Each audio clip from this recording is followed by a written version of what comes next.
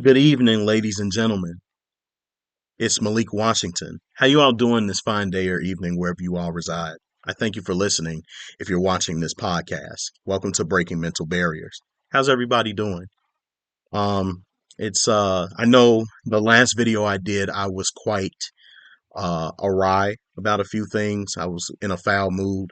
I'm much better today than I was a few days ago, so that's definitely a plus for me. Um I do want to kind of recap back on that first episode of the year, and I just want to say, and that lady of whom I was reacting to when it came to her video, about the nerd, I do want to say she did respond, to like her critics overall. She didn't respond to me specifically, but to her critics who had something to say to her about what she was telling the nerds to do and wanting us to feel bad for her for the situation with these women who put themselves in this predicament, of being economically strained, having multiple baby fathers, or having dealt with drug dealers and all these different things. She said a few things which were, yet again, uh wrong take, pretty wrong takes, like saying that we were perhaps dating out of our league and we shouldn't have been seeking those types of women, from also saying that we were predator enablers, which I find to be very interesting that she would say something like that, given that we're just simply holding to account those who willingly chose to go after those men, right? You didn't have to go for them. You didn't have to say yes to those men. It's not to say that it was correct. It's not to say that it was right that that transpired. The fact that he was going after little women, little girls like yourself who were simply going to school. However, we know that at the same token, these same women that you're speaking about willingly chose these men because when they saw those men with their decadent cars and quick money, they were enamored by those men. And then they would take that sentiment that they had about them and they would, juxtapose it to the nerds in the school or even just anyone in general, and telling a high school kid that he's not going to be anything like the older guy that she's dealing with, because she thought that that was structure. She thought that that was an example of what it meant to have somebody, was to deal with a badass or a rogue guy or a dude off the street who is in the fast lane, and he's dug a rabbit hole for himself by doing all this wild ass shit out in the streets. But we can take it as simple as, even within school, you didn't have to necessarily be a drug dealer. You could have been a class clown, and these girls were attracted to that. You could have been somebody that was an asshole. They could have been attracted to that. You could have been the jock in school. They were attracted to that. Y'all enjoyed the toxicity that some of these men exuded. And if you did, admit it, that that's what you enjoyed. That's what you were fond by. You were not fond by the nerd. Let's call it for what it is. And this thing about, oh, well, you were dating out of your league, ma'am. Haven't we all attempted to go after people who we may or may not have had the chance of being able to be with? Do you not apply for jobs that you didn't have any skills in, but you were certainly hoping that you could get an interview to where you can introduce yourself and sell yourself in a way that the company could take some other aspects of you, be inspired by it, and say, you know what, we're going to train you to be the employee that we want you to be, despite the fact that you're not in our league? Have your parents not done the same thing in order to take care of you? In every aspect of life, we all have done things by that logic that was out of our league. For even religious and or spiritual people, do not we try to seek relationships with our higher powers, and we are nowhere near the countenance of the very gods or goddesses, or if you just singularly believe in a higher supreme authority, are we not nothing but dirty rags to the people, to the entities that we worship? We're out of the league of these, yet of the creator, yet and still we strive to be perfect in the most high, complete, or in this case complete in the most high, and do the best that we can to ensure that we are showing ourselves approved. So it's a strange suggestion that, oh, well, maybe you guys shouldn't be trying to go after women that are out of your league. Ma'am, you're trying to do the same thing years later, or in the case of the women that you're trying to enable and their behavior and their mistakes, their consequences, you're trying to literally come after the same people now who are really actually out of your league from a financial, socio-cultural, and spiritual perspective. Because the nerd is no longer checking for you after you were not checking for him or her. And granted, it's not just nerdy men that were seeking after nerdy girl. I mean, not nerdy girls, popular girls. Nerdy girls were seeking after popular men too. They weren't beneath it. We're all human. You like what you like if you see it. And it's not a crime to try to take your shot at it if you think you got a chance. And if you get rejected in the end, you just charge it to the game and you keep it the game of life and you keep it moving. It's that simple. So I just wanted to conclude that episode by saying that little tidbit. But we're going to move on to another episode that I want to talk about, ladies and gentlemen. And this is going to be regarding a couple of statements that were made by a couple of different people. Uh, One is Gayle King, who I believe, if I'm not mistaken, is a CBS anchor. She's an African American. A lot of you may uh, know who she is. And then I want to address something that was stated by Al Sharpton. And I'm pretty sure a good majority of people know who he is, right? Who they call the race baiter, in which I think to a certain degree he is a race baiter. I don't agree with Al Sharpton's takes on a lot of different issues, especially concerning blacks, because I feel like all he does, and along with some other black people, is that they constantly give excuses in order for black people to not grow and improve themselves. Right. And yet people who actually give you a harsh account of life and reality that may just so happen to be black, but they have a different perspective about life as opposed to the mainstream community of black folks, well, they tend to get the other end of the stick, and black people don't really accept those perspectives, right? And so the title of this episode is going to be, why do you care if you are not represented at the inauguration or in anything in America? I'll say that again for the people in the back. Why do you care if you are not represented in the inauguration or in anything in life itself in America?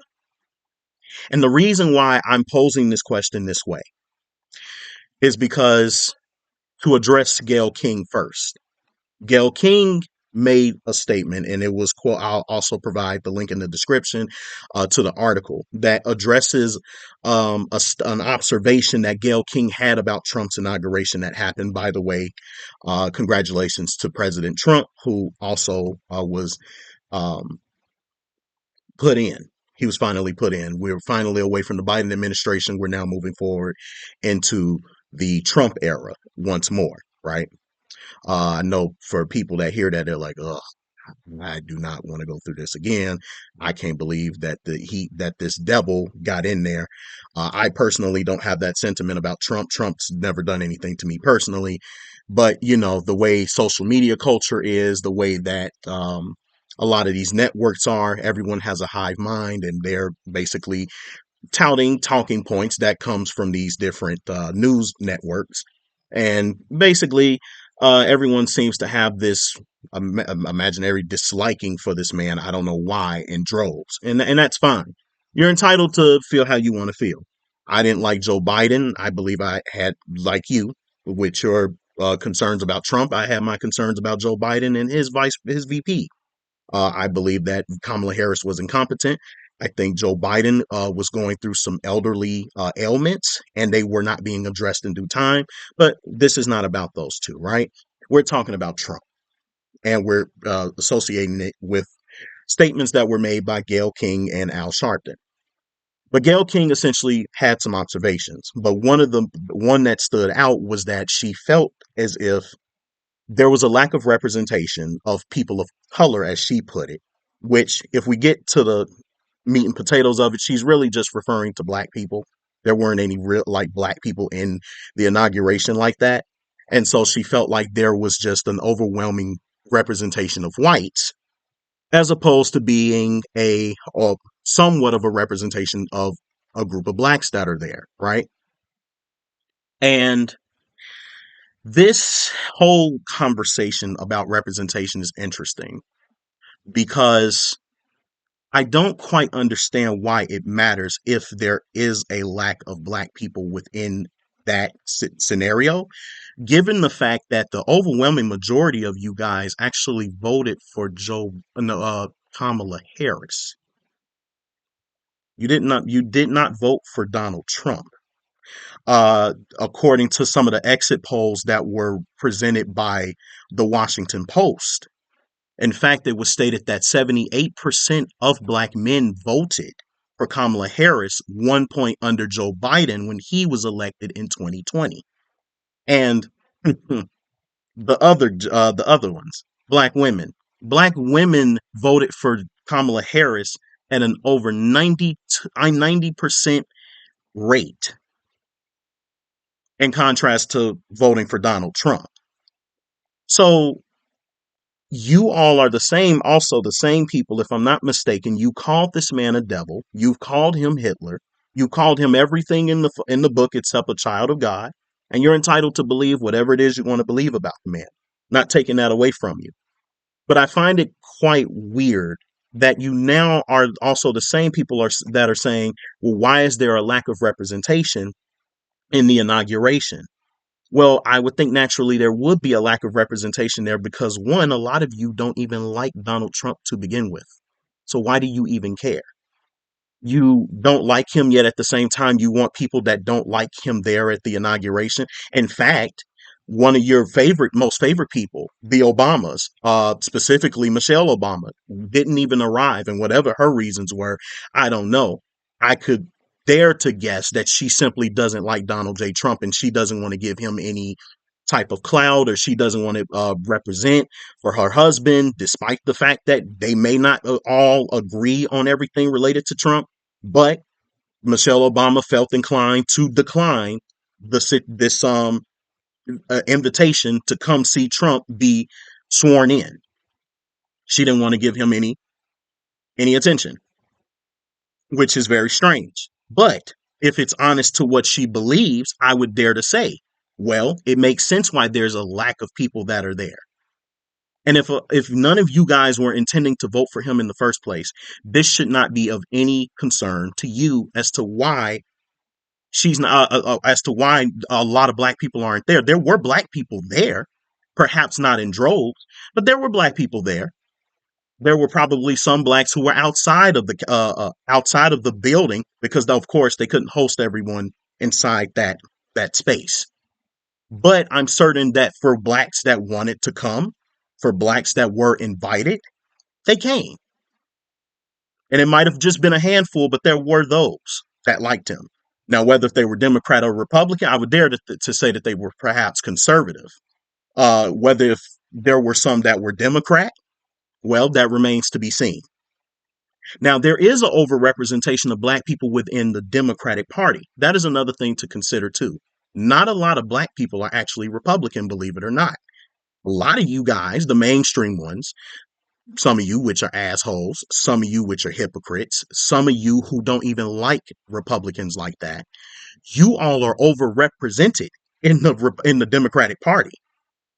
There's a handful of blacks that are a part of the Republican Party, and there's even very few blacks who are actually Republican senators like Byron Donalds.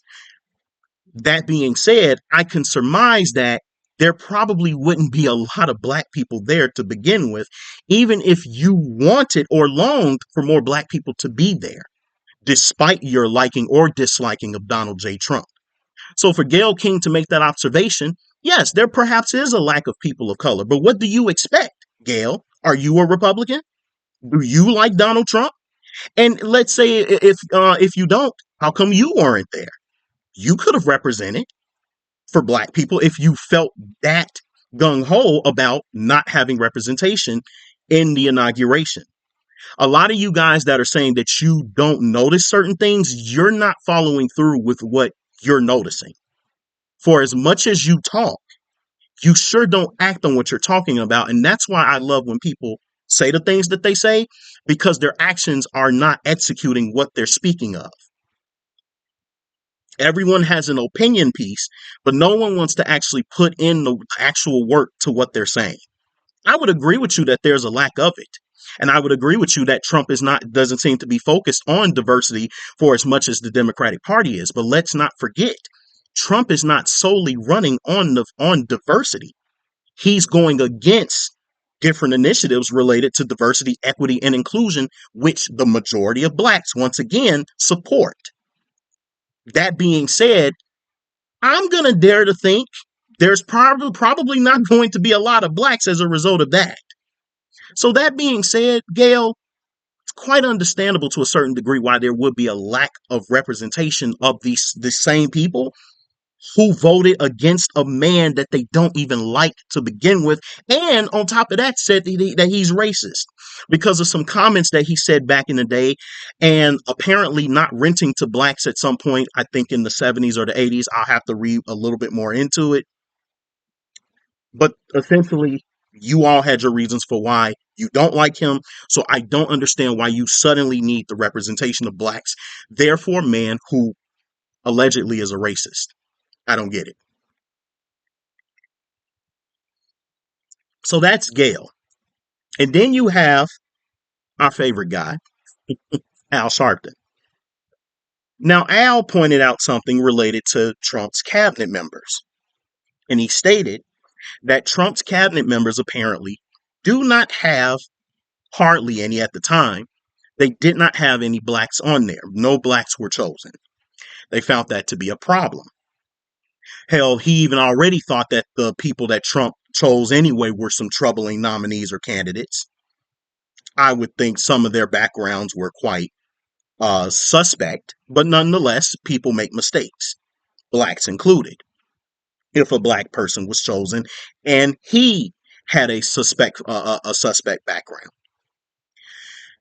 However, upon doing further research, there is a person that Donald Trump did choose for his cabinet, and that was a black man by the name of Scott Turner, who is nominated to be Secretary of Housing and Urban Development, which sounds like it's within the guy's background based off of what he was already doing in his time. In his time, he was also, I think, a former NFL player, if I'm not mistaken. But yes, he was a part of that. Now, there is this typical thing, whether if you're in the workplace, whether if you go to universities, whether if you are a Trump cabinet member, there seems to be a typical practice where a lot of times there's not a lot of blacks represented in different areas of America. So that being said, we typically call the blacks that do make it into these areas, strangely enough, we call them tokens. We call them tokens because some of these companies will sit there and pretend like they are super diverse and that they love to choose like almost any and everyone from every different race regarding hiring them for these complex positions. However, there's only a handful of people that typically get represented. And so this is where DEI comes in, because the left, Democrats, liberals, felt like black people were not given a fair chance at being able to get into these different places, despite the fact that they may even qualify for these positions. It seems like, well, white people seem to choose their own, whether if they're German, Irish, you name it, as opposed to choosing some like black people. And that poses a problem for black people because black people don't feel like they're represented in these areas. So if same companies want to do business with you, yet black people notice that in your business you don't have black people in there, Some blacks suspect that this company might be discriminatory or prejudiced towards blacks, but they want blacks' dollars. Now, it may very well be true that they might be prejudiced towards blacks. And to be quite honest, because this is a free market, these white people that own these companies, they have every right to choose whoever they want to choose to come into their companies. However, if there is a token, a black or two that are within these companies that are in Trump's cabinet members, here's what I say. It's not impossible. What it proves is that it's not impossible to get into these places should they choose black people, even if it's just one. The other component of it is how many black people are even applying for these so-called jobs? How many black people are even represented within the White House? And yet again, going back in retrospect to what we were talking about, that there's a lack of blacks in the Republican Party. How many black people are actually Republicans? Then get more specific. How many black people actually participate within the political sphere that is the Senate and the House of Representatives? There's not very many blacks. So that being said, you don't really have a lot of people that are coming in who are really able to say that they are African American, that they qualify for the position. I don't know how many applications Trump has gotten for the Secretary of Housing and Urban Development. Just so happens that Scott Turner was chosen. But that being said, it's not a matter of like a lack of representation within Trump's cabinet members. But the question remains is how many qualified black people were applied and how many qualified black people are represented in the Republican Party to do this. Now, he very well could have just said, I just don't really want to choose a lot of blacks for my cabinet. I think he has a right to do that. And here's the thing. Black people that did choose Trump, that did choose to vote for him and say, we want him as our president, they did not vote for him because they wanted to be represented. They voted for him because they wanted changes from the very things that liberals and Democrats overly represent in the mainstream black community. It clearly, to some black men and women, this is just not something that they deem to be important right now, especially when inflation is high, groceries are high, people are living paycheck to paycheck, gas is high. We're having all these wars in different forefronts of the world. We have all of these problems that are arising and they're festering. And the Democrats don't seem to be resolving them very well. All the more reason why Trump was chosen, because some black people believed he could get the job done. And here's the thing. What benefits America benefits all. And black people are integrated into an economy that is a melting pot. So naturally, they're going to, whatever affects everyone else is also going to affect them.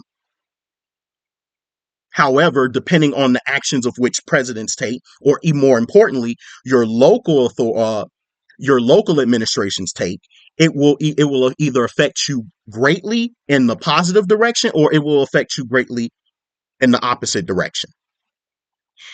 That being said, black people are not looking for a handout when it comes to their government. Clearly, to the people that voted for Trump, including me, we want less government in our lives. We do not want to be dictated by the government. We do not want the government trying to constantly help us with every little situation in our lives. Some of us actually want to take destiny into our own hands. Being black, is it difficult living in America? Sure it is. We didn't get a leg up because of what happened during slavery. And over time, shit was difficult. We had to deal with unprecedented levels of actual systemic racism and white supremacy at that time frame. That was our grandparents and them that dealt with that. Do we deal with little elements of it here and there, little pockets or slivers of it in different places of our individual lives? Perhaps. Depends on who you talk to. But also at the same time, a lot of blacks did not experience this so-called racism you all, as the liberals, black liberals at that, tout on a daily basis. So how can you expect for any of us to truly feel the way that you feel about racism? And if you even present all of this information, because all of y'all make the excuse that black people just are uneducated, they're ignorant, they don't know what's really going on. if you present it all to them? What are you presenting as a solution in order for us to just simply get through this life as Americans? Okay, so white people hate my guts, but then I still got to feed my family. I still have to put clothes on my back every day. I still work paycheck to paycheck. And you, who are a black person that's speaking and doing all this extreme criticism about racism and white supremacy and all of this on these networks, in these complex jobs where you work with white people, it's hard for me to believe that you're really truly affected by the system, but you're making six figures and you're living amongst white people. It's very difficult for me to believe that you want all this representation of blacks everywhere, but you're constantly telling the people that are at the bottom of the totem pole, they will forever be at the bottom, but you're at the top with other whites. That's strange to me. And if there were no black people at all chosen in Trump's cabinet, how does that affect me as a black man? How does it do it? How is it helping me that if a black person got chosen and was put in Trump's cabinet, how is that going to help me as a black man? I'm not in Trump's cabinet. I'm not in his cabinet. I wasn't invited to do any of that stuff. Neither were you. So if black people were represented in all these different places at unprecedented levels, in the way of which you want, if things went your way in your perfect world, how does it help me? It doesn't. What Trump, I believe, is seeking, even if it is the black community, he's seeking people who are qualified, like we all want, even you liberals. Can you do the job? Are you qualified to do what it is you're doing? I could give two shits if you're black. Because I promise you, as a business owner, I'm not going to hire you based off of your skin color. I don't care. By association, you may look like me, but I'm not going to hire you based off of the fact that you're black. What can you offer me if I'm going to hire you for this position because I need it filled for you to actually do the job? I'm not paying you to sit there and look pretty because you're black. That's common sense. I respect your humanities. I respect that you have a past. I respect that you went through things, perhaps with other races. But I'm not going to sit here and kiss ass with you. What can you offer me from a business perspective that will help to accelerate and grow and cultivate my company and my goals in mind for my company? I don't care if my company has 95% whites and only 5% of blacks. If those 95% of whites are actually doing the damn job, I'm going to hire them. If they're not doing the damn job, guess what? They got to go. And here's another thing you're not considering. For others that have even applied to become a part of his cabinet, did they get the position? Or were they all given a chance to just be a part of that cabinet? Everybody doesn't make it. They just don't.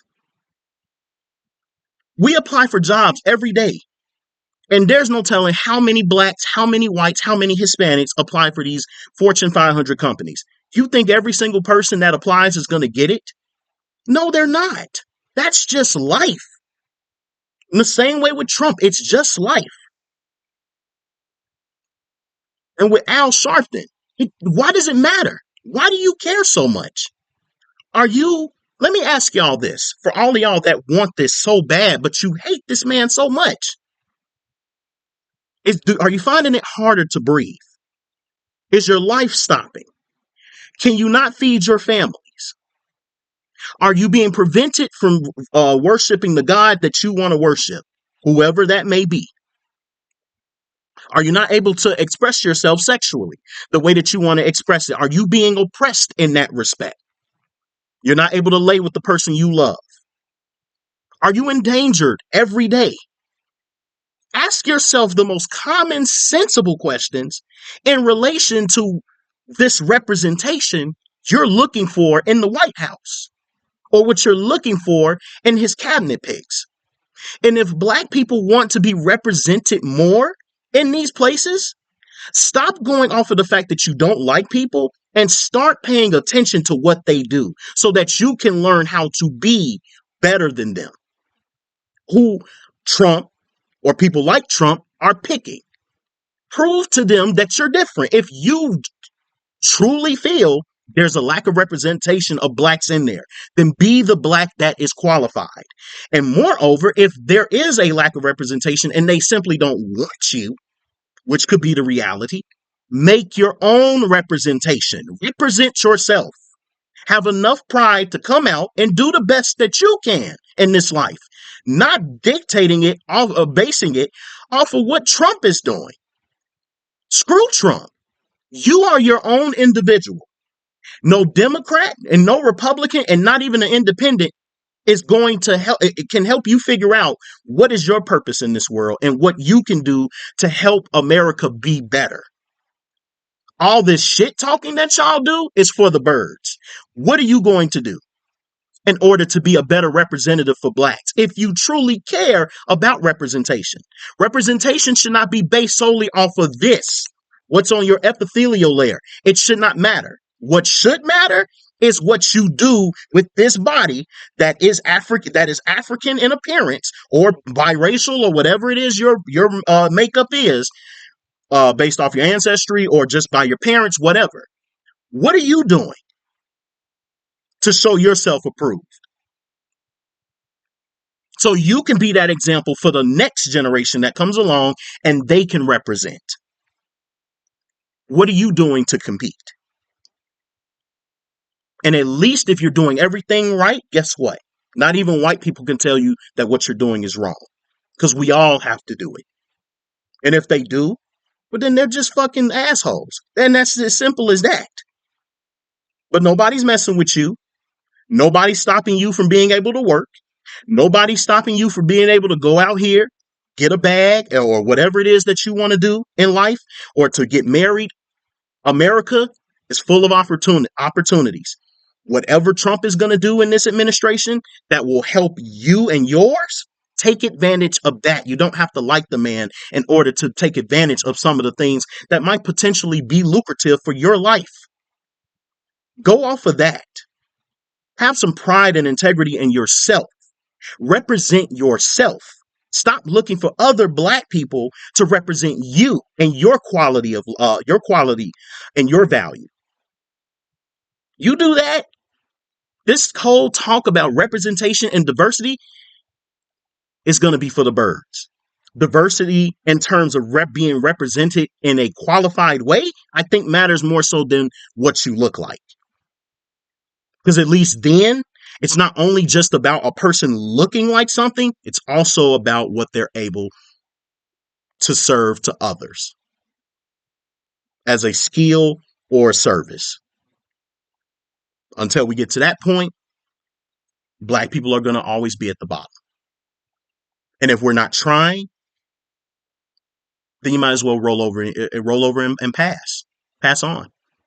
Because life does not give a shit about what you look like. And I can promise you that it doesn't. Lack of representation in the cabinet, lack of representation in the White House, I don't give a shit.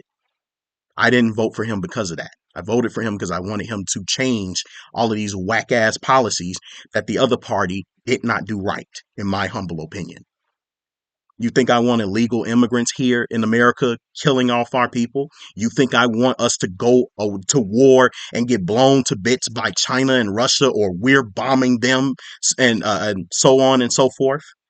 You think I want to be censored on social media when I'm trying to speak the truth on matters? You think I want that? I don't want that. You think I want to pay high amounts of money for groceries on a daily basis? Definitely don't want that. For my basic necessities, I should be able to get them at a fair price just like anyone else. That's what I'm looking for. And whether if you're white or black, if you can do that for me, I will vote for you on that merit. But based off what you look like, no, that's getting old. That's getting old. And the last thing I want to say is You all, even if black people were chosen, and I know black people, the mainstream ones at that, y'all wouldn't give a shit about those black people anyway if they were put up there because they would be Republican. They would be Republican. They would be Republican. And moreover, you have a stigma with Republicans, black Republicans at that.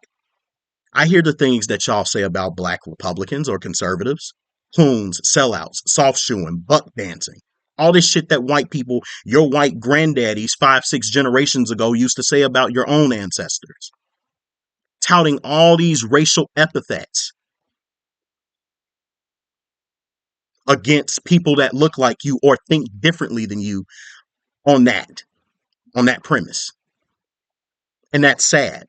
In fact, because of that alone, I would rather there not be any representation because y'all wouldn't even deserve it with the way that y'all treat people that think differently than you.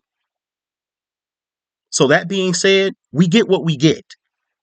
And this cognitive dissonance where you all get the right to dislike someone, but at the same time expect the demand of representation, that's insane.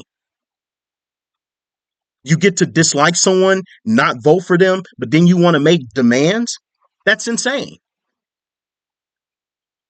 You can't even stay true to what you really believe. Do you like or do you hate the man? Choose one if you can, if your brain can do so. Or shut the hell up and go live your life and figure it out like everyone else. But I'll leave it at that. Ladies and gentlemen, my name is Malik Washington. I hope you all enjoyed this video. Thank you for listening if you got this far. Adhering to the message of the day for breaking mental barriers. Have a good day or good night wherever you reside. Stay tuned until the next episode. Peace.